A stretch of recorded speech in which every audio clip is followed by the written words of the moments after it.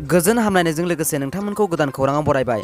अन्नानै नोंथांमोना बे रादाबखौ जोबजासे नायलां। लोगोसे भिडिअखौ लाइक, कमेन्ट, शेयार आरो चेनेलाव गोदानै फैदोंब्ला साबस्क्राइब खालामनो गुरैयै खावलायबाय। दानिया भिडिअ लोगोफोर रादाबखौ मिथिलांनि।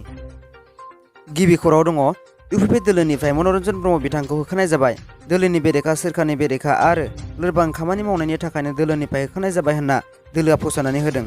जेनेरेल सेक्रेटारि राजु कुमार नार्जारि बिथाङा होखारनायखौ मिथियो। मख'जाथावदि बिथाङा थांनाय बिसायख'थिनि सिगाङावसो UPPL दोलोआव हाबदोंमोन। बर'नि मुंदांखा फावखुंग्रि रिया ब्रह्मनि फिसा बिथाङा दासिम बिनि सायाव होखारजानाय मनरन्जन ब्रह्मनिफ्राय जेबो रोखोमनि बुंनाय खोनानो मोनाखै। दानिया फैदो गुबुन मोनसे खौराङाव। बेरगाव उत्सव बिद्यापीठ हाइ स्कुलखौ जौसिन फरायसालियाव फोजौबाय। उदालगुरि जिल्लानि सिङाव थानाय बेरगाव सहरनि गंसेल' गोजामसिन फरायसालिनि बेरगाव उत्सव बिद्यापीठखौ दिनैनिफ्राय जौसिन फरायसालिनि महर होनाय जाबाय। 1952 मायथाइयावनो गायसननाय बेरगाव उत्सव बिद्यापीठखौ जौसिन फरायसालियाव फोजौनाय हाबाफारिखौ फिथा हास'नानै बेखेवना होयो आसाम आयेन आफादनि बुंथिगिरि मानगोनां बिस्वजित दैमारिया। लोगोसेनो हेफाजाब होफायो BTRनि गाहाय मावफुं सोद्रोमा मानगोनां प्रमद बर'आ।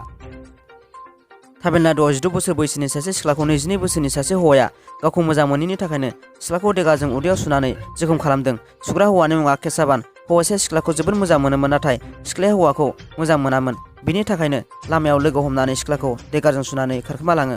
पुलिसआ हौवाखौ नागिरनायनि उनाव बे लामायाव थैना थानायसो नुनो मोनो आरो सुजानाय हिन्जावसाखौ जोबोद सिरियास होनना मिथिना मोन्दों। 8 जुनाव सोरखारि बन्द'।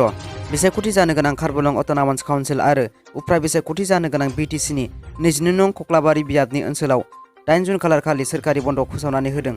साधारन प्रशासन बिफाना बे सानखालि ओनसोलनि सोरखारि नङि मावखुलि, सोलोंथाइ फसंथान, बेंक, साहा बागान आरो आहायकजों लोगोसे गासैबो फालांगियारि फसंथानफोरा बन्द' थागोन होनना मिथिना मोन्दों।